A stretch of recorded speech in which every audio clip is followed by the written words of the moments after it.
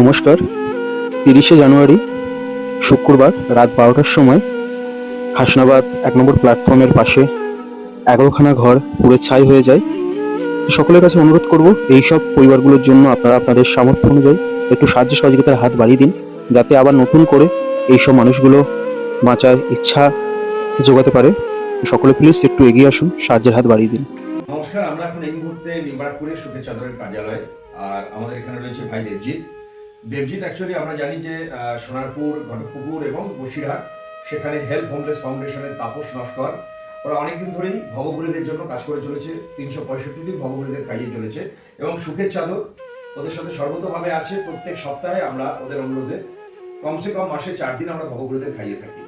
তো গত 30 তারিখ রাত 12টায় হাসনাবাদ স্টেশনের 1 নম্বর প্ল্যাটফর্মে একটি ভয়াবহ অগ্নিকাণ্ড ঘটে এবং সেখানে 11টি পরিবার সম্পূর্ণভাবে ধূলিসাৎ হয়ে যায়।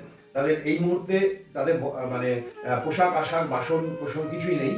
তো এর মতো অবস্থায় কিছু কিছু মানুষ হয়তো এগিয়ে এসছে, কিন্তু তাপসরা একটা ইনিশিয়েটিভ নিয়েছে, সেটা হচ্ছে যে এই 11টা পরিবারকে তাদের যে এই মুহূর্তে যেগুলো প্রয়োজন, কিছু বাসনপত্র, কিছু কম্বল, কিছু মাদুর এবং তাদের কিছু শুকনো খাবার, সেগুলো তারা দেওয়ার প্রচেষ্টা চালাচ্ছে। কিছু কিছু স্বেচ্ছাসেবী সংগঠন তারাও এগিয়ে এসছে, ব্যক্তিগতভাবে কিছু মানবিক মানুষ এগিয়ে এসছে, সুখের চাদরের কাছেও অ্যাপ্রোচ রেখেছিল।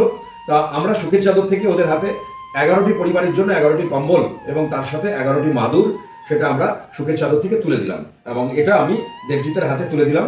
দেবজিৎ এটা এখন এখান থেকে হাসনাবাদ নিয়ে যাবে এবং সেখানে আজকে বিকেলবেলায় ওরা এই 11টি পরিবারের হাতে তুলে দেবে। আমরা চাইবো যে, জানি এটা অপূরণীয় ক্ষতি, এইটুকু সামান্য দানে ওদের সেই ক্ষতি পূরণ হবে না, তবু খুব তাড়াতাড়ি তারা আবার আগের অবস্থায় ফিরে আসুক, এটুকুই চাইবো। দেবজিৎ কিছু বলবে?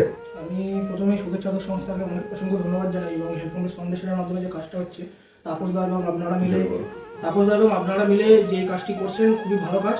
আগামী দিনে আরও যেন অন্য সংস্থা এগিয়ে আসে, এটুকুই আমি সবার কাছে অনুরোধ করছি, কারণ এইসব মানুষগুলোর পাশে থাকা অত্যন্ত প্রয়োজনীয় এই পরিস্থিতি। সেটাই তো, আমরা এইভাবেই যেন আমরা অন্যদেরকে ভালো রেখে নিজেরা ভালো থাকি, আবার নিজেরা ভালো থেকে অন্যদেরকে ভালো রাখি। নমস্কার, ধন্যবাদ।